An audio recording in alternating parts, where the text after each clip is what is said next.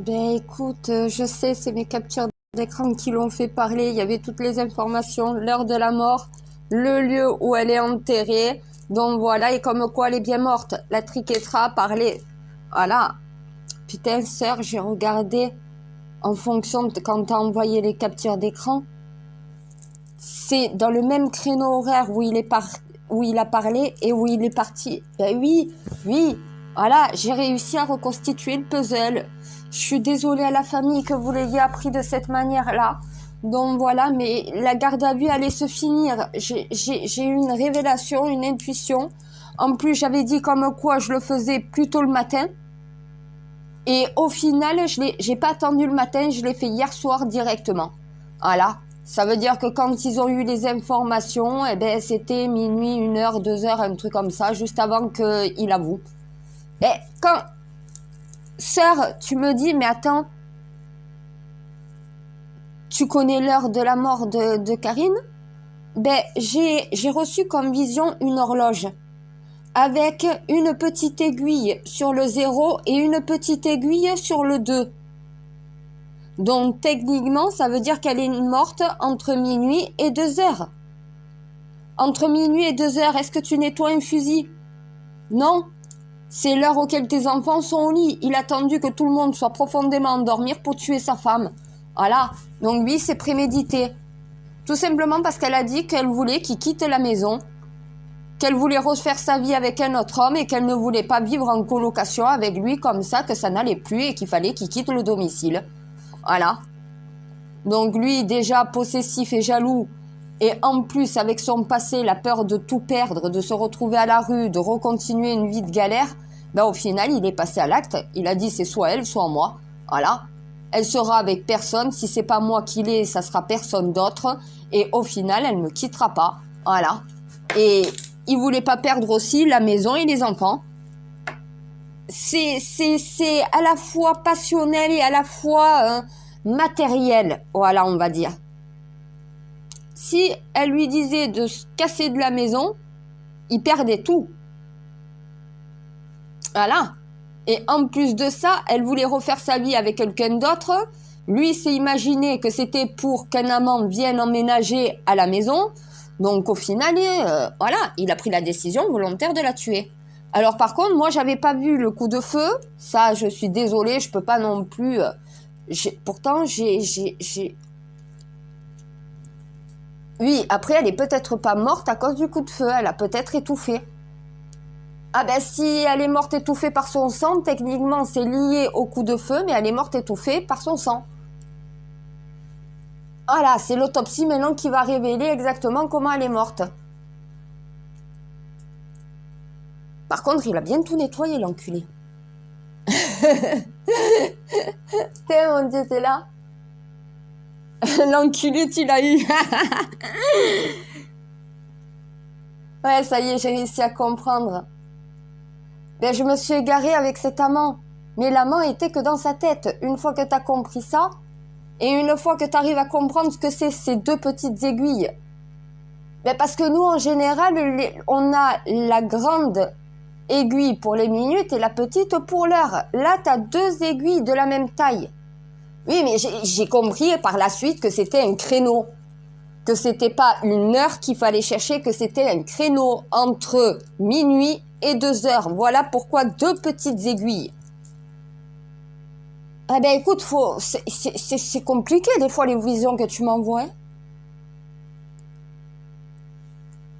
Ah mais je me suis dit, demain matin ça sera trop tard, la garde à vue va se finir, il faut qu'il parle cette nuit.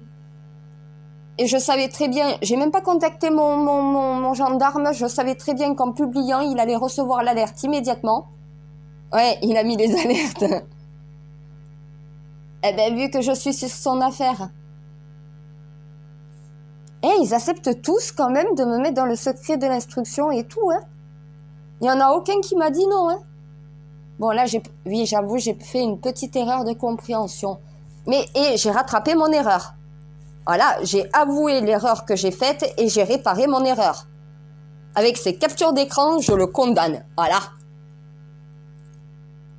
Eh ben, j'avais dit qu'il était innocent parce qu'il y avait le mot amant, donc j'ai pensé que c'était un amant qui était responsable de sa disparition.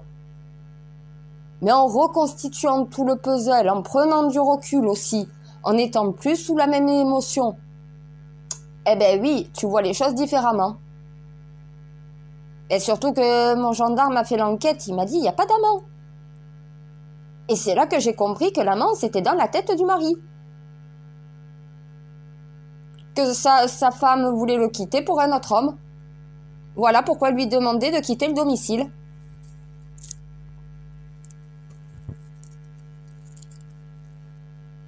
Mais elle est morte comment?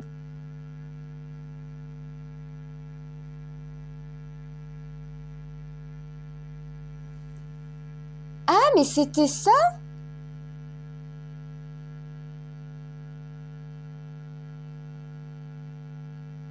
Coup de feu, d'accord.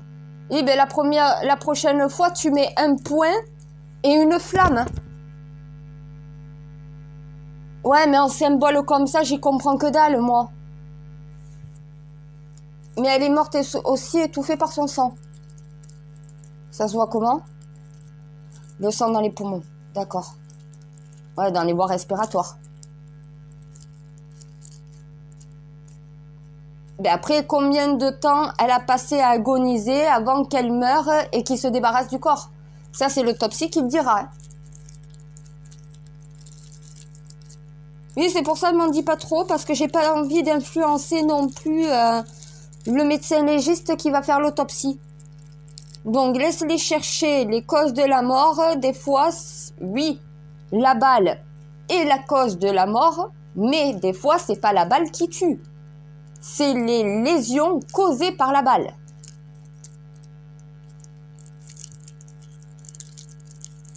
En tout cas, on l'a eu. Eh, mes gendarmes, vous pouvez être fiers de vous. Vous avez rien lâché et vous avez sauté sur l'occasion dès que vous avez eu les captures. Là, il ne pouvait plus ne pas avouer. L'heure de la mort, entre minuit et 2 heures du matin, il n'y a que lui au domicile. Tout le monde dort, à part lui et son épouse. De 2, le sous-bois. La plupart du temps, il y a les champs, les sous-bois, puis les bois. Quand tu te trouves entre le sous-bois et le champ, techniquement, voilà, les captures d'écran, elles vous ont dit à peu près où elle était, morte et enterrée. Voilà. Putain, ma soeur, comment tu fais? Je suis une extra-lucide, je suis la messagère, je suis la messie. Voilà à quoi je sers. À vous aider, hein. C'est vous qui l'avez fait parler, c'est vous qui l'avez condamné. Hein. Mes gendarmes, moi j'ai fait que de vous partager les captures d'écran. Vous pouvez dire merci à Dieu, arrêtez de me dire merci à moi. Moi j'ai merdé, je vous ferai signaler quand même en début de mission. Hein. La mission Karine, je suis désolée, au début je me suis égarée totale. Et j'ai quand même dit que le mari était innocent sur le premier coup. Au final, il est coupable parce que j'ai fait une erreur, j'aurais pu le savoir dès le départ. Voilà, j'ai tout mélangé malheureusement et au final, voilà, j'ai réparé mon erreur. Maintenant, la famille va pouvoir faire son deuil. Ça fait 3 mois qu'elle endure ce cauchemar. Voilà, maintenant, elle va pouvoir faire son deuil. Et au moins, les proches arrêteront de se voiler la face comme je vois dans les médias en disant que c'est pas possible que ça soit lui. Si, c'est possible. C'est une personnalité manipulatrice, perverse et narcissique. Donc techniquement, elle vous montre ce qu'elle veut vous montrer. Il s'en bat les couilles de ses enfants en réalité. C'est la maison qu'il voulait pas perdre. Il s'en fout de son épouse. C'est sa fierté qui en prend un coup. Donc c'est ce qu'on appelle un psychopathe. Voilà. Et en plus un mythomane. Alors là, frère, si il te dit le coup est parti tout seul, tu sais que tu peux lui dire non, le coup est pas parti tout seul. Tu l'as prémédité. T'as attendu que tes enfants soient couchés, que ta femme, donc voilà, te tourne le dos, t'as pris ton fusil, t'as tiré, fils de pute. Bon, tu dis pas le fils de pute, un policier n'a pas le droit. Voilà, moi je peux me permettre, je le dis à ta place, mon frère, j'imagine que tu t'en penses pas moins. C'est dur d'être à votre place, mes policiers. Parce qu'honnêtement, t'as envie de lui dire, oh fils de pute, tu vas parler, t'as tué ta femme, assume, putain, t'as envie de lui parler comme une merde, mais tu peux pas, t'es policier. Voilà. Donc à mon avis, tout ce que tu gardes en toi ce soir, frère, tu peux le lâcher. Tu vas dans un lieu où il n'y a personne, un lieu où tu es tout seul, et tu craches tout ce que tu as craché. Bon, Iris, c'est fait. Karine, c'est fait aussi. Voilà, on les a eus. Bon, maintenant, c'est qui la suivante? Voilà, ça va être qui la prochaine sur la liste? Quelle famille va encore pleurer? Quelle personne il va falloir encore condamner? Ça s'arrêtera jamais en vérité. Tant que l'humain n'est pas capable de se contrôler, de contrôler ses pulsions, ses émotions. Donc voilà, parce que c'est quelqu'un qui se laisse envahir par ses émotions, par ses craintes et tout le reste. Et sa femme veut le quitter, eh ben, il continue sa vie, il se retrouvera une autre femme, il trouvera un appartement, il va devoir trouver un travail. Eh ben oui, tu te démerdes, tu continues ta vie, tu pas ta compagne. Il n'y a même pas de circonstance atténuante, même son passé n'est pas une circonstance atténuante. Du moment que tu as attendu que tout le monde soit couché, que tu as pris ton fusil pour tirer une balle sur ta femme, pour pas perdre ta maison et pour pas qu'elle te quitte, au final, à un moment donné, c'est prémédité, c'est pas un accident. Ça serait un accident, il aurait appelé les flics. J'étais en train de charger mon arme, le coup est parti tout seul. Non, il a voulu maquiller le corps et il a menti à la France entière, exactement comme Daval. Voilà, c'est des hommes qui n'assument pas. Regardez les personnalités de ces gens-là, regardez Daval, regardez le Landais. Eh ben oui, ils passent pour des mecs normaux, ce sont des monstres. Le mot monstre, vous n'arrivez pas à le comprendre. Ça, c'est devenu un monstre. Du moment que tu commets un crime, tu deviens un monstre. Tu n'es plus humain, puisque tu n'as pas été capable de contrôler ton instinct animal. Voilà, t'es une bête. À un moment donné, moi, j'ai aucune pitié pour cet homme. Il a cherché ce qui lui arrivait, hein.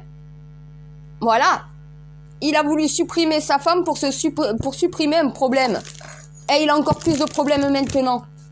Et il a détruit ses enfants, il a détruit sa propre vie, il a détruit la vie de sa femme, il a détruit la vie de ses propres parents, des parents de Karine. Non, mais il y a énormément de personnes qui sont victimes de l'acte d'une seule personne. Eh ben oui, il n'y a pas que Karine qui est victime. Il y a tous ses proches qui sont victimes de cette personne. L'acte qu'il a commis, c'est plusieurs vies de détruites à chaque fois. Il a détruit la vie de ses proches, la vie de ses enfants, la vie de ses propres parents. Et ça va être quoi la vie de ta mère maintenant? De venir te voir au parloir? À un moment donné, vous pensez pas aux conséquences de vos actes? Et c'est pas que Karine que t'as détruit. T'as détruit une trentaine de personnes. Juste parce que tu n'acceptes pas qu'une femme te quitte et que tu dois quitter le domicile et que tu te retrouves sans toi au-dessus de ta tête. Eh ben oui, hein. Mais s'il n'aurait pas été aussi jaloux, possessif, s'il n'aurait pas, comme il a fait avec son ex, voulu mettre sa femme sous emprise, sa femme n'aurait pas demandé la séparation. Ils étaient séparés. Il a jamais accepté. C'est une vengeance. Tu veux me quitter, je te tue. Ah là, cherchez pas plus loin. Là, c'est perpétuité incompressible pour moi. On me demande chaque fois, ma sœur, ma juge, tu me dis la juste peine pour lui, ça serait quoi pour toi? Perpétuité incompressible. Tu es un criminel, tu n'as pas le droit de libération. En réalité, c'est ça. Si tu as commis un crime, tu ressors plus de prison. Surtout en plus quand tu t'es foutu de la gueule de tout le système et de tous les Français, y compris de la famille de ta victime pendant 3 mois.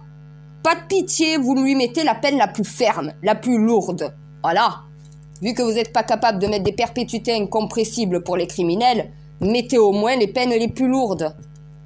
Voilà. 30 ans de prison, sûr et certain, avec 30 ans de sûreté. Voilà. Ça veut dire que tu fais 30 ans ferme. Pas de libération conditionnelle, pas de réduction de peine possible. C'est 30 ans et pas un jour de moins. Bon, maintenant la famille, plus qu'à le juger et Karine pourra reposer en paix. Voilà. Je suis désolée de la manière dont je m'y suis prise pour transmettre les informations. Mais ça me faisait trop de mal de vous voir souffrir. Je me suis dit, il faut qu'il parle avant la fin de la garde à vue. Il aurait jamais parlé. Voilà, il n'aurait pas parlé. Donc, à un moment donné, c'est moi, j'ai réparé mon erreur. Voilà. Maintenant, vous pouvez commencer à faire vos deuils. Et oui, et toutes mes condoléances à votre famille, à vos proches. Voilà, une de plus.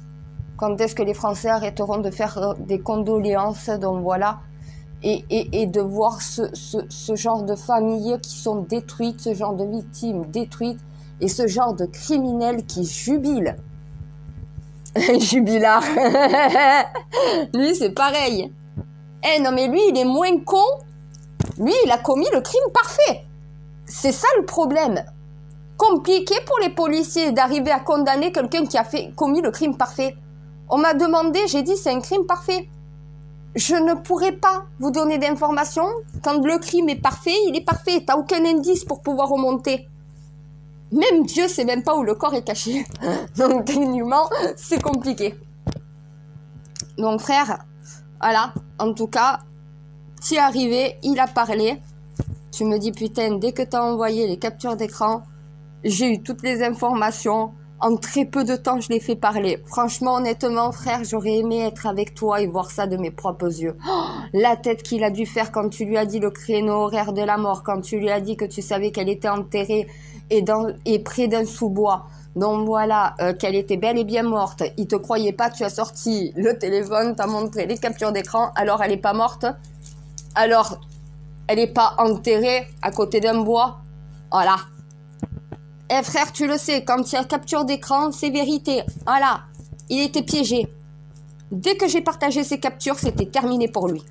Voilà. Et oui, t'avais de quoi le pouvoir le faire condamner. Alléluia. Voilà, on a fait des miracles, frère. Je t'aime. Je t'aime. Repos soldat, repos bien mérité. Fais ton rapport et prends 2 jours de congé.